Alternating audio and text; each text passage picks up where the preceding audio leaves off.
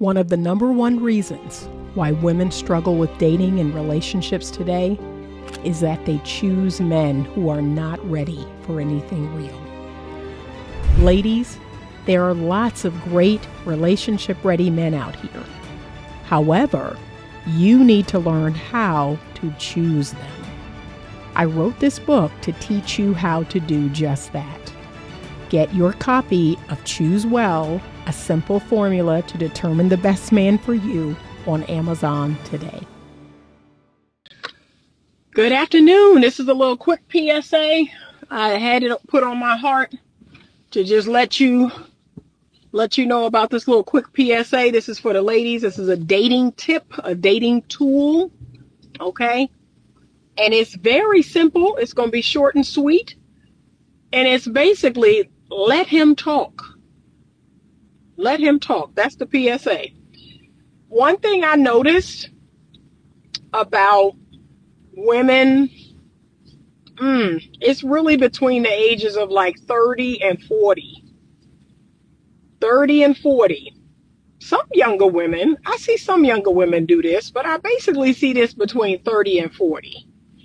And it's this, I think it comes from a woman's trauma or, abandonment wounds. I think it comes from somewhere. It could be a lot of reasons, but that's just at the top of my head what I'm thinking.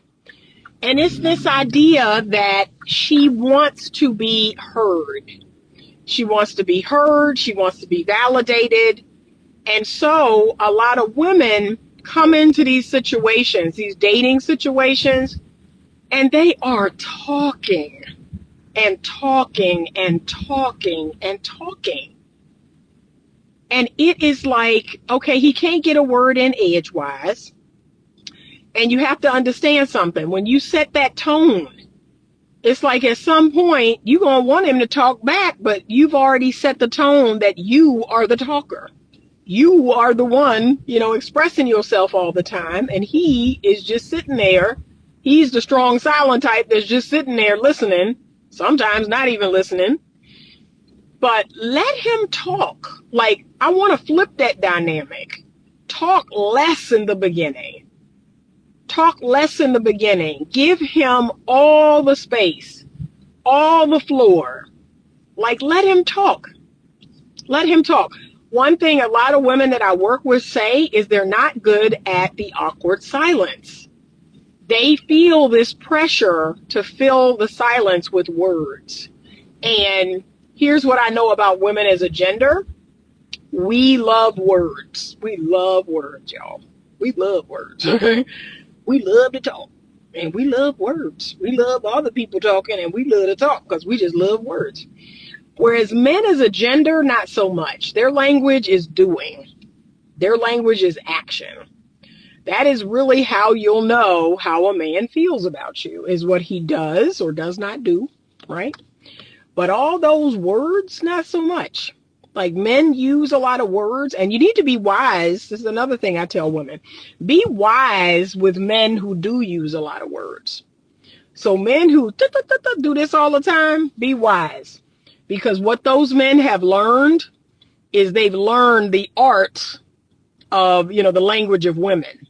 Like, that's what women like. That's what women like. They want to hear all the words. They want to hear, all the sweet words, and they want to hear the future faking and what you gonna do and this and that. See, those men, they're wise to the game. Y'all need to pay attention.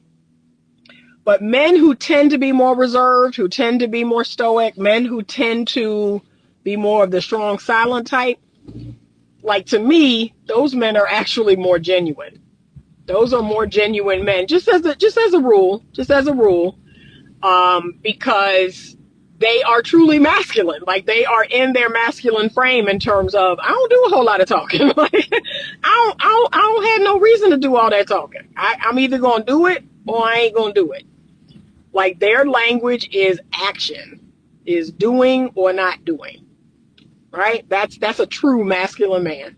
He don't need to do a whole lot of talking. He's a man of few words. Those are the men I really enjoy. Now, don't get me wrong. I enjoy communication. I enjoy having deep conversations, deep, long conversations about a variety of subjects. What I don't enjoy is men future faking, men telling me what I want to hear and all the flattery and all of that. I don't enjoy that. That's not fun for me at all. I don't like that at all. It's quite the turnoff. So once a man starts going down that road, it just turned me clean off. Like, I just be like, I'm good. Like, I don't like all that. I don't. And they hit, oh, and you could be my future wifey, and you could be, oh, and I never met a woman like you. No, you lost me, bro. You lost me. You lost me with all that future fake talk. I can't stand it. But let men talk, right? The last guy I dated, I used this tool to a fault. And that's why I got as much information as I did. And that's why, I had to make the decision that I did. Because I was like, you sharing a whole lot. You sharing a whole lot.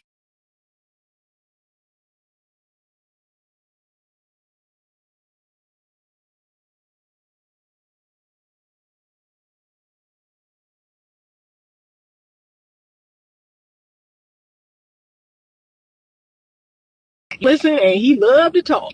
So I was like, oh, really? Oh, my gosh, okay, And I did all the signals that showed I was an active listener. But he overshared. He overshared. And I was like, you are revealing your character with all of this talking. Now I get a feel for who you really are.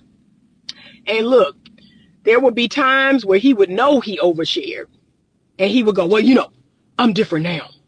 I'm different now. I'm not like that now. Right? He could feel my energy was like, okay, sorry. The video is cutting out. I don't know why. I'm near the place where the thing is not, the service is not great, but it cut out for a second. But I would ask questions sometimes. And again, he wasn't stupid, because the nature of the questions I would ask would kind of lead him down a path, and he would figure it out. He would be like, oh, she's trying to lead me down a path to telling on myself. Like, he would figure it out, and he would be like, oh, I'm talking too much. And I would notice. So look, then he would start asking me questions, because it's like he figured out, yeah, bro, you talking, you talking a lot. You revealing a lot. Like, you talking a whole lot, right? So I would ask questions, and those questions are always open-ended leading questions. Y'all need to ask open-ended leading questions. And, he would get wise, like, oh, I may be talking too much, right?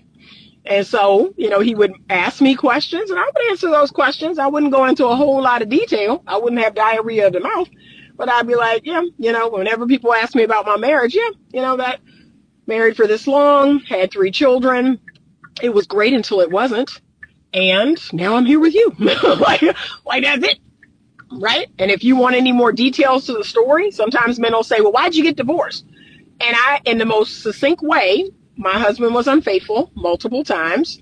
And as much as I tried to work through that, because we did try to work through it at some point, I realized that he was a type 2 cheater, that the cheating was going to continue. As long as he was married, he was going to continue cheating. And that was not something that I was willing to tolerate or accept. That's it, right? So very succinct, very direct, very clear. I don't go into any dirty details, none, because it doesn't matter. The results are the same. And so I don't need to go into dirty details. I don't need to go into blaming or shaming. This is what a lot of people, this how you trip yourself up. When you talking about your ex relationships, you start blaming and shaming. And you got to watch that.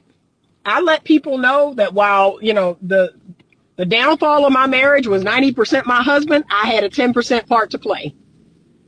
And I'm happy to talk about that 10%, happy to talk about it, because all the lessons, all the things I've learned, the fact that I've never chosen another man like him again, like I learned a lot in that marriage and in that relationship. So yeah, but no blaming and shaming. I'm not doing any blaming and shaming. I'm just speaking on the facts. And I have a divorce decree that says adultery is the reason for my divorce. Like, I'm speaking on the facts. That's what I want y'all to do more of. Stop weaving a tail and blaming and shaming. It makes you look bad. It makes you look bad. It makes you look like you lack accountability. Don't do that. Okay? But let the man talk. That's the advice. Let him talk and be okay with awkward silences. You got to get better at that. Ask a question, ask more detailed questions, open-ended leading questions, right? And just let him talk. And sometimes, y'all, I would get some of these men and I wouldn't even ask no questions and they would talk. They love talking. They love talking about themselves, their lives, their whatever they got. They love talking. Let him talk.